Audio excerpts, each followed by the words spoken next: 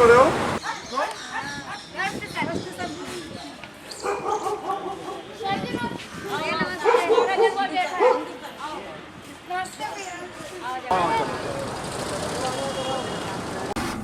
जी यहाँ अलग अलग सब है, कोई किसी का नहीं है।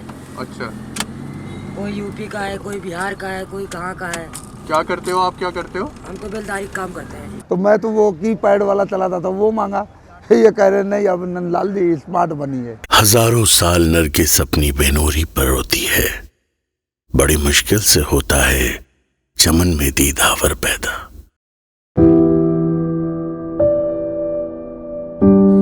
यूं तो इन शब्दों का मतलब उस शख्सियत के लिए जो हजारों में कोई एक होता है, लेकिन अगर यूं कहा जाए कि इंदु प्रकाश सिंह हजारों नहीं लाखों में एक हैं, तो ये भी कोई हैरानी की बात नहीं है। मुझे जो है तकरीबन 1999 में 1999 में साथियों ने बोला कि होमलेस शेल्टर्स को लेकर के एक जायज़ा लेने के लिए, और इधर तुर्कमान के पास शेल्टर होता था, वहाँ पे गया मैं। और वो इसलिए जायज़ा लेना था क्योंकि प्लानिंग कमीशन एक मीटिंग कॉल कर रहा था 19 नवंबर 1999 को, और उस मीटिंग में ये तय हो रहा था कि देश में जो है ग्रामीण गरीबी को लेकर के काफ़ी कुछ प्रोग्राम्स बने हैं, लेकिन शहरी गरीबी को लेकर के खास तौर से कुछ काम हुआ नहीं है। फिर उस मीटिंग में ये तय हुआ कि क्यों नहीं हम लोग दिल्ली में खास तौर से जो हाशिए पे लोग रहते हैं, बेघर लोग, उनके साथ काम शुरू करते हैं, क्योंकि आई थिंक उनके साथ कुछ काम हुआ भी नहीं था, आइडिया था नहीं किसी को। हर्ष मंदर हैं, उन्होंने बोला कि इंदु इस प्रोग्राम को तुम लीड करोगे।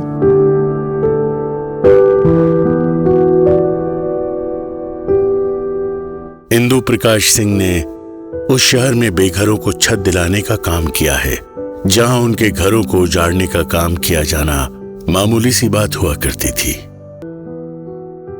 इंदु भाई को जो मैंने काम करते हुए देखा लगभग 2 दशक से, और 2 दशक से कोई लगातार निरंतर एक अपनी पहचान बना करके रखता है किसी एक विषय पर, और वह भी बहुत सार्थकता के साथ, क्रेडिबिलिटी के साथ। वह तभी संभव हो पाता है जब वह व्यक्ति बहुत पैशनेट होता है उस विषय को लेकर, और वह भी ऐसे विषय को लेकर के जो बहुत मुश्किल है। उन्होंने बेघरों को सिटी मेकर का नाम दिया है। दिल्ली को हमने मुंबई, चेन्नई और कलकत्ता से कंपेयर किया था, और ये पाया था कि दिल्ली जो है ऑल पैरामीटर्स जो है, मतलब सबसे चौपट शहर था। वो चाहे वो हेल्थ हो, चाहे वो एक्सीडेंट्स हो, ट्रैफिक हो, जो भी है, लिविंग स्टैंडर्ड्स हो, स्लम्स हैं, ऑल दैट। इंदु प्रकाश जी को मैं 15 सालों से जानती हूँ। वो सच में एक बहुत ही ईमानदार और पैशनेट इंसान है। जिस तरीके का काम उन्होंने दिल्ली में बेघरों के लिए करा है, वो मेरे हिसाब से बिल्कुल ऐतिहासिक है। और जो नाइट शेल्टर्स दिल्ली में रैन बसेरे हैं, उनको यदि एग्जिस्टेंस में लाने का काम किसी ने किया है तो वो इंदु प्रकाश जी हैं। उन्होंने बड़ी मेहनत की है, और आज यदि दिल्ली में कई सौ रैन बसेरे बने हैं, तो मैं ये कहने में कोई कमी नहीं होगी, ये कहने में कोई गुरेज नहीं है कि वो सिर्फ और सिर्फ इंदु प्रकाश जी की वजह से वो पॉसिबल हो पाया है।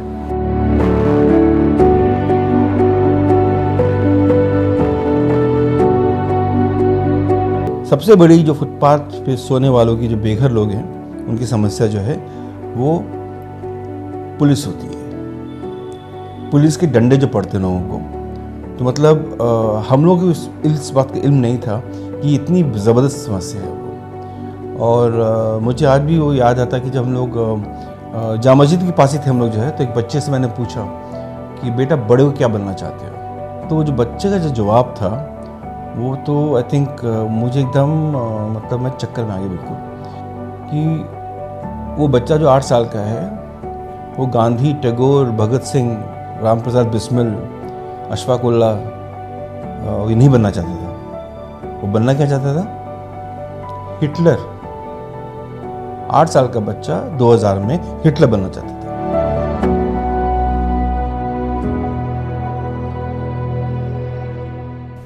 तो फिर मैंने पूछा 2 मिनट बाद कि बेटा आप हिटलर क्यों बनना चाहते हो आप? तो उसका था कि भैया जिस तरीके से मुझे बेल्ट और बूटों से पुलिस ने मारा है, 1 हफ्ते तक चल नहीं पाया मैं, हिटलर बन के ना उन सबको मारूंगा मैं।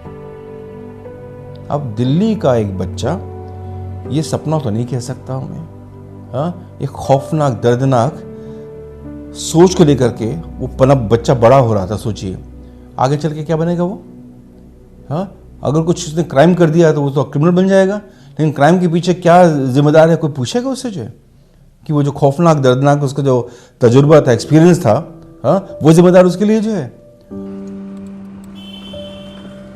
इंदु प्रकाश जी एक स्वतंत्रता सेनानी शख्स के बेटे हैं। उनके पिताजी ने आजादी की लड़ाई लड़ी थी। शायद उन्हीं की परवरिश के कारण देश की जनता के लिए सेवा का भाव उनके अंदर देखने को मिलता है। एक रात को हम लोग थे उस समय ISBT के पास, यमुना बाजार के पास, और हमें 2 बच्चे मिले। वो जो स्टूडेंट्स ही थे जो घूम रहे थे, उन्होंने आके बोला कि सर ये 2 बच्चे यहाँ पे फुटपाथ पे हैं। तो हम लोग गए वहाँ पे, तो बच्चे कहाँ से थे? नेपाल से। नेपाल में कहाँ के? नेपाल में कहाँ के? काठमांडू। अब रात के करीब आपके 11:30-12 बज चुके थे और दोनों बच्चे रो रहे थे कि दिन तक तो घूम लिया शहर, अब रात को जाएं कहाँ, पता नहीं उनको जो है। और उस टाइम शेल्टर्स होते भी नहीं थे खास जो है।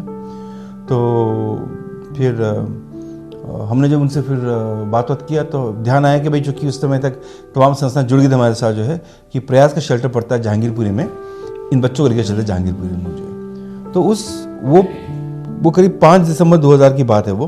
तो हम लोग उस बच्चे को जो है, हम 2 बच्चों को ले जा रहे हैं प्रयास जहांगीरपुरी शेल्टर पे, और उसी दरमियान स्टूडेंट से बात होते होते, अब जो युवा वर्ग हमारे साथ जुड़ता है तो ये चीज़ें निकल के आती हैं। तो उनसे बात होते होते फिर ये हुआ कि भाई रात को ये समस्या है। तो फिर जो हमने एहसास किया कि एक्चुअली हम लोगों की जो प्रेजेंस है वो रात को होनी चाहिए। एक दिन का मैं एक्सपीरियंस आपको शेयर करूं, उनके साथ में रात में नाइट वॉक पे था और हम देख रहे थे कि रोड साइड पे जो लोग हैं उनके साथ वो बैठ के बड़ी तसल्ली से, बहुत तसल्ली से वो बात कर रहे थे और उनको कन्विंस कर रहे थे कि आप शेल्टर में जाएं। उनको शेल्टर्स में हम ले जाना चाहते थे, लेकिन उनमें बहुत सारे लोग ऐसे थे जो नहीं जाना चाहते थे। लेकिन इंदु प्रकाश जी ने कहा कि नहीं, इनको लेकर ही जाएंगे, और बहुत कन्विंस करने के बाद हम उनको ले पाए और उनको शेल्टर में ले गए। तो ये तो एक दिन का वाक़या है, एक दिन की एक इंसिडेंस है जो मैंने देखा, जो मैंने महसूस किया। लेकिन मुझे लगता है बड़े मन से वो ये सब काम करते हैं और बड़े मन से लोगों का, इस तरह के जो रोड साइड पर सोने वाले लोग हैं उनको बहुत शिद्दत से उनके साथ काम करते हैं। तो मुझे लगता है कि इतना प्योर सोल का कोई इंसान यदि आपको दिखता है तो वो किसी फरिश्ते से कम नहीं है।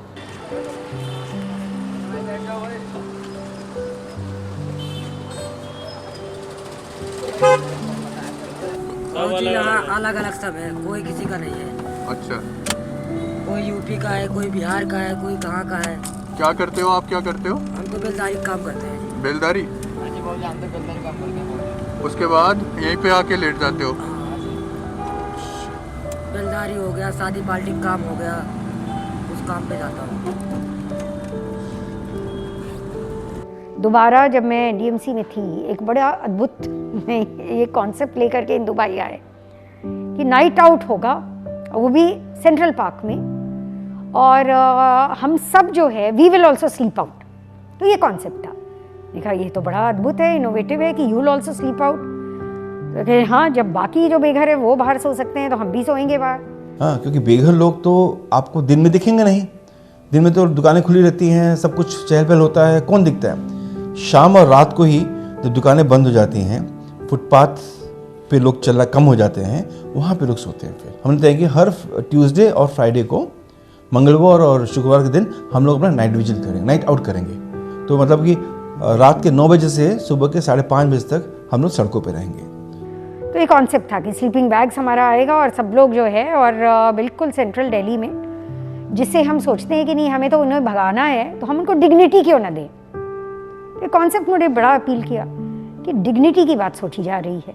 तो ऐसा नहीं है कि सिर्फ हम एक चैरिटी की बात सोच रहे हैं, सिर्फ हम वेलफेयर की बात सोच रहे हैं, लेकिन साथ में हम उसके जो बेघर लोग हैं, होमलेस हैं, उनकी भी एक डिग्निटी है, उनकी जो परेशानियां हैं उसको समझना और उन लोगों को भी अपना मानना। नहीं तो देखिए उनका एक्सपीरियंस जो है ना बड़ा मुश्किल हो जाता है। तो उसको जो अनुभव के साथ में जब आप करते हैं और भावना के साथ में करते हैं, तो ये मैंने इंदु भाई में देखा कि बड़े उत्साह के साथ इन्होंने इसको किया और अपने अनुभव को साझा किया।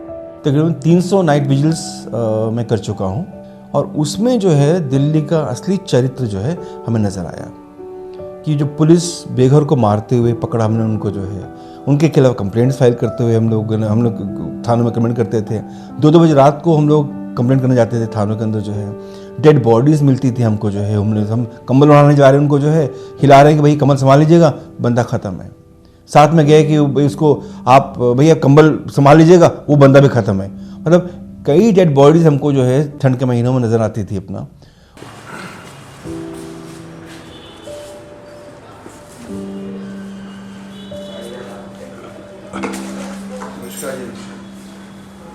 कब से यहाँ पे, कब से सोते हैं यहाँ पे आप शेल्टर में? आप सर्दी में अभी हफ्ता 10 दिन से। पहले भी आते हैं आप? हाँ, पहले सालों में आते हैं, पिछले साल में आए थे क्या? पहले इससे मैं 5-6 साल लगातार यहाँ रहा। जो प्लानिंग करते हैं उनको आइडिया नहीं है कि होमलेसनेस होता क्या है, तो शेल्टर्स बन गए थे रैन बसेरे। तो हम लोगों ने शुरू से काम ये किया कि भैया ये शेल्टर्स जो हैं ये रैन बसेरे न कह के आश्रय गृह हम बोलेंगे इसको, और 24 घंटे का होना चाहिए ये। नमस्कार जी, नमस्कार। कब से सो रहे हैं यहाँ पे आप? कितने समय हो गया आपको? 8 महीने से ऊपर हो गया। कैसा लगता है आपको यहाँ पे? कोई दिक्कत तो नहीं? ये लेकर बोल रहे हो सब कुछ ठीक है। इनके हमारे पुराने वाले हैं, ये हमारे भैया पुराने। खाओ आराम से खाओ, आराम से। अभी आप खा लीजिए, आप दोबारा मत करिए, खा लीजिए आराम से। ये करके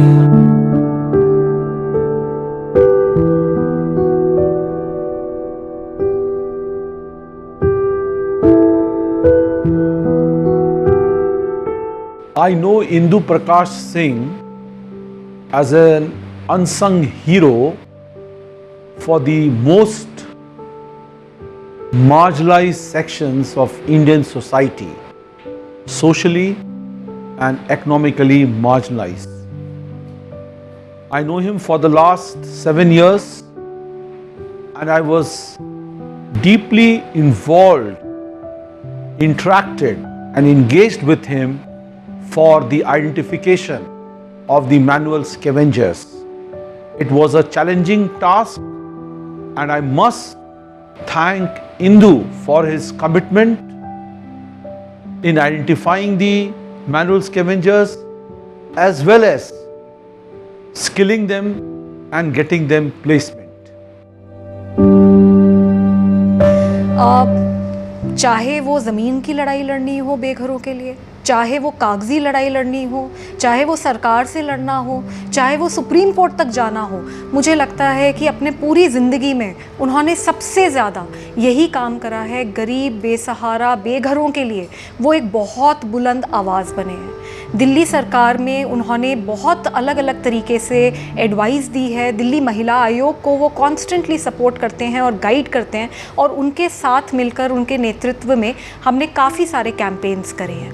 मैं बिल्कुल ऐसा मानती हूँ कि मेरे लिए और सभी के लिए इंदु प्रकाश जी सच में एक बहुत बड़ी प्रेरणा है, and I am so grateful for the work that he does.